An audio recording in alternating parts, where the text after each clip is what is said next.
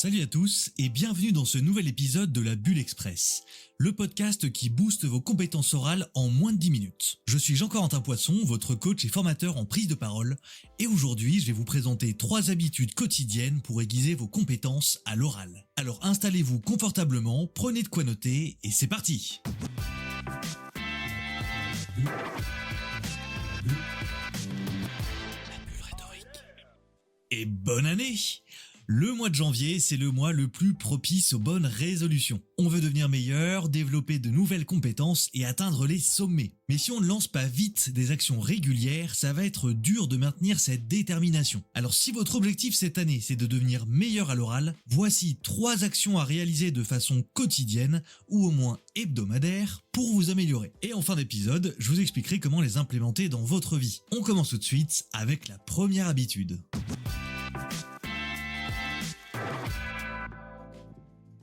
Commençons par une habitude fondamentale, la lecture quotidienne. Il y a quelques siècles, un mec nommé Quintilien a écrit un ouvrage incroyable, l'Institution oratoire. C'est la Bible de la rhétorique. Et la première chose qu'il nous dit dans ce livre, c'est que le bon orateur doit avant tout être une personne cultivée et intéressée par toutes sortes de domaines allant de la physique à l'histoire en passant par les langues. Pourquoi ?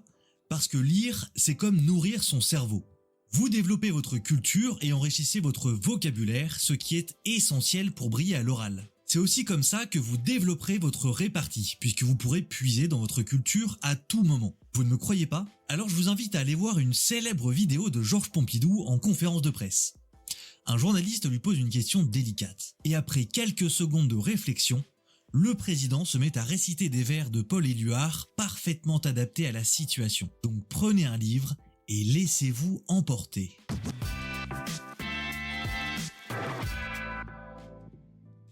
La deuxième habitude beaucoup trop sous-estimée, c'est d'observer et d'analyser d'autres orateurs. En regardant d'autres personnes parler, essayez de comprendre ce qui vous plaît, ce qui vous touche et notez tout ce que vous pourriez reproduire. Mais ce n'est pas tout. Retenez aussi ce qui ne fonctionne pas et ce qu'il faut éviter à tout prix de faire. On apprend autant en essayant de bien faire qu'en évitant de mal faire. Donc allez regarder des discours et des débats politiques, binge-watcher des TEDx ou même des sketchs humoristiques et observez. Observez la gestuelle, le ton, les arguments, les stratagèmes et toutes les façons de captiver l'audience. Et si vous ne savez pas par où commencer, regardez les meetings de la dernière campagne présidentielle et classez-les par ordre de préférence sur le plan oratoire et non pas politique. Vous verrez, il y a de quoi s'inspirer en bien comme en mal.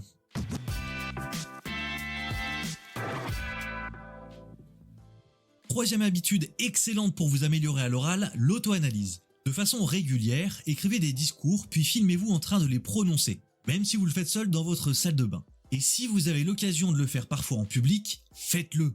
Puis une fois l'enregistrement réalisé, regardez la vidéo et analysez-vous comme si vous observiez quelqu'un d'autre. Alors oui, je sais, au début c'est horrible d'entendre sa propre voix, mais croyez-moi, on s'y fait très vite et c'est ce qu'il y a de plus efficace pour avancer. En faisant ça régulièrement, vous allez d'abord vous habituer à écrire des discours. Donc vous pourrez tester des méthodes, affiner votre style et apprendre à convaincre efficacement. Et puis en vous analysant, vous allez travailler la forme, le langage corporel et la voix. Vous verrez, vous serez surpris de la vitesse à laquelle vous allez progresser. Mais maintenant qu'on a dit ça, comment on va mettre tout ça en place ?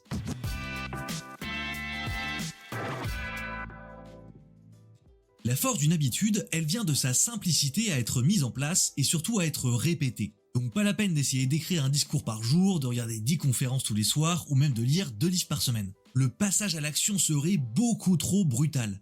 Donc vous le feriez peut-être 1 ou 2 semaines, mais je doute que vous en fassiez plus. Au lieu de ça, visez le long terme. Je vous invite donc à commencer par lire 5 minutes tous les jours. Juste 5 minutes. Pour les analyses d'orateurs, regardez un TEDx par jour et notez une chose qui vous plaît dans la présentation. Ça dure une douzaine de minutes et vous pouvez le faire dans le métro. Et pour l'auto-analyse, commencez en préparant une présentation d'1 paragraphe par semaine sur un sujet qui vous plaît. L'idée encore une fois n'est pas d'opérer un changement radical et brutal, mais au contraire un changement durable et efficace sur le long terme. Alors quelle habitude allez-vous adopter en premier ? N'hésitez pas à partager vos expériences et vos progrès avec moi, ça me fera super plaisir. Et si cet épisode vous a plu, partagez-le autour de vous et laissez la meilleure note sur votre plateforme d'écoute. Merci d'avoir écouté cet épisode jusqu'au bout. Et souvenez-vous, la prise de parole, c'est un art qui se cultive tous les jours. Je vous souhaite le meilleur pour cette nouvelle année, qu'elle soit pleine de belles prises de parole et surtout pleine de belles expériences. Moi pour 2024, je m'engage à vous apporter de plus en plus de valeur sur tous les contenus, que ce soit ici ou sur les autres réseaux sociaux. Alors pensez à vous abonner. Allez, ciao!